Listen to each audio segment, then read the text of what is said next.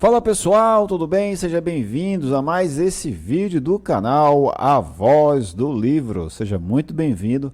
Ouça o seu livro preferido, audiobook.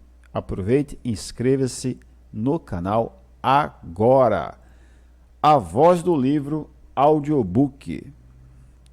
E no vídeo de hoje nós iremos falar sobre um livro que é bastante conhecido, especialmente aí das galeras das universidades, A Arte da Guerra, Sun Tzu.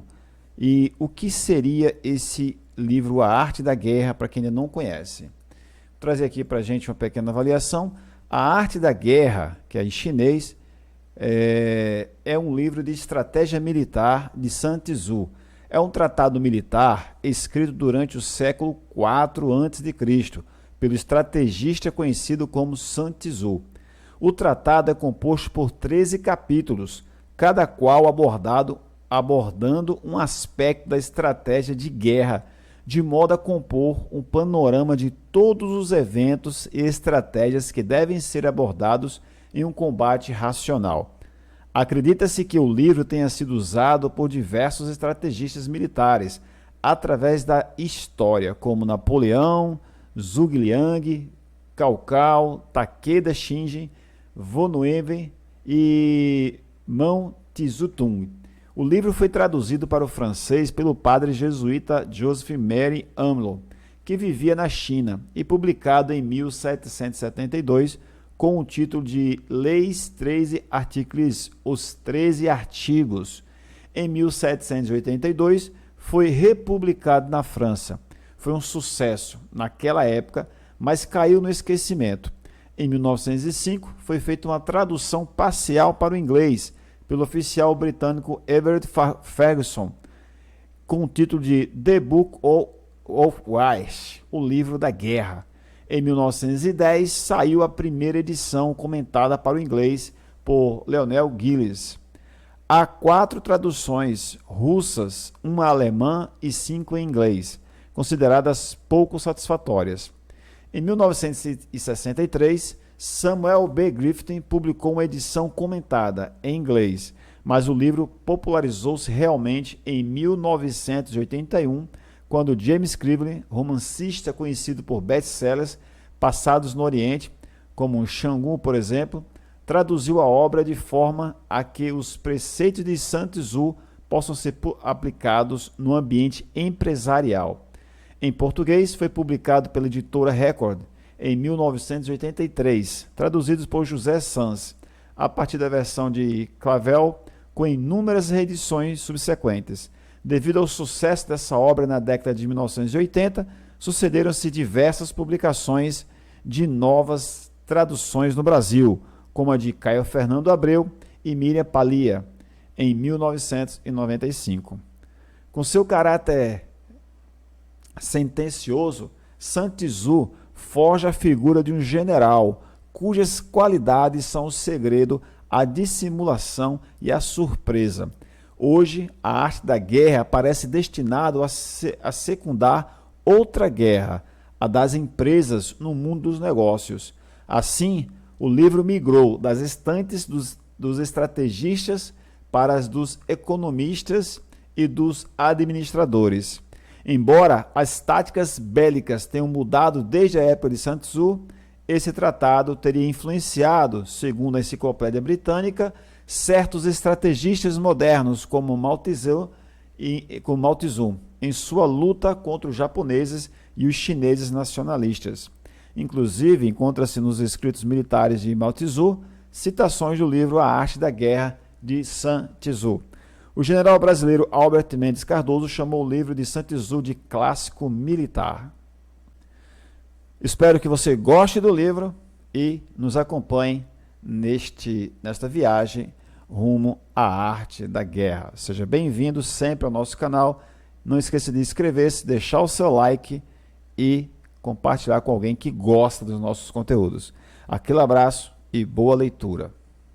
Ou melhor, boa audição nos audiobook. E nós iremos começar hoje pelo princípio, né, sobre a avaliação. Espero que você goste. A gente se vê nos próximos. Vamos lá?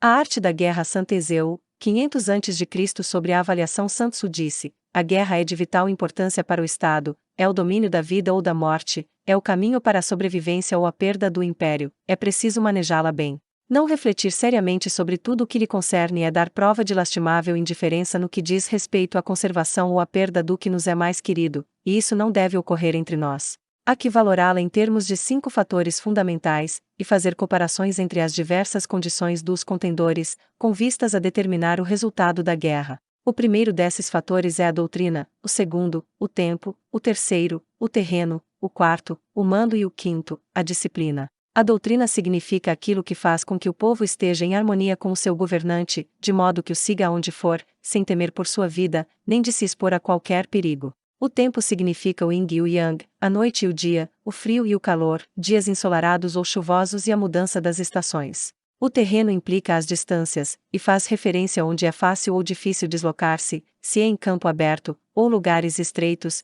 e isto influencia as possibilidades de sobrevivência. O mando há de ter como qualidades a sabedoria, a sinceridade, a benevolência, a coragem e a disciplina. Por último, a disciplina há de ser compreendida como a organização do exército, as graduações e classes entre os oficiais, a regulação das rotas de mantimentos e a provisão de material militar para o exército. Estes 5 fatores fundamentais hão de ser conhecidos por cada general. Aquele que os domina, vence; aquele que não os domina, sai derrotado.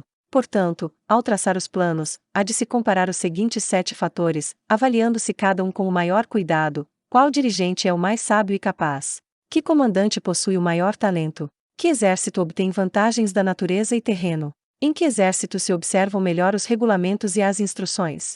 Quais as tropas mais fortes? Que exército tem oficiais e tropas melhor treinadas? Que exército administra recompensas e castigos de forma mais justa?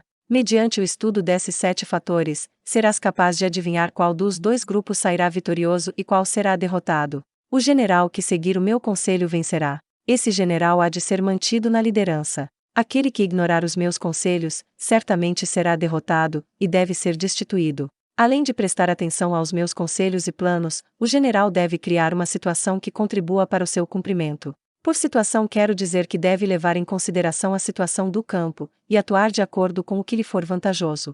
A arte da guerra se baseia no engano. Portanto, quando és capaz de atacar, deves aparentar incapacidade e, quando as tropas se movem, aparentar inatividade. Se estás perto do inimigo, deves fazê-lo crer que estás longe; se longe, aparentar que se está perto. Colocar iscas para atrair o inimigo. Golpear o inimigo quando está desordenado. Preparar-se contra ele quando está seguro em todas as partes. Evitá-lo durante um tempo quando é mais forte. Se teu oponente tem um temperamento colérico, tenta irritá-lo. Se é arrogante, trata de adular o seu ego. Se as tropas inimigas se acham bem preparadas após uma reorganização, tenta desordená-las. Se estão unidas, semeia a dissensão entre suas fileiras. Ataca o inimigo quando não está preparado, e aparece quando não te espera. Estas são as chaves da vitória pela estratégia. Agora, se as estimativas realizadas antes da batalha indicam vitória, é porque os cálculos cuidadosamente realizados mostram que tuas condições são mais favoráveis que as condições do inimigo. Se indicam derrota, é porque mostram que as condições favoráveis para a batalha são menores. Com uma avaliação cuidadosa, podes vencer; sem ela, não podes. Menos oportunidades de vitória terá aquele que não realiza cálculos precisos. Graças a este método, pode-se examinar a situação, e o resultado aparece claramente.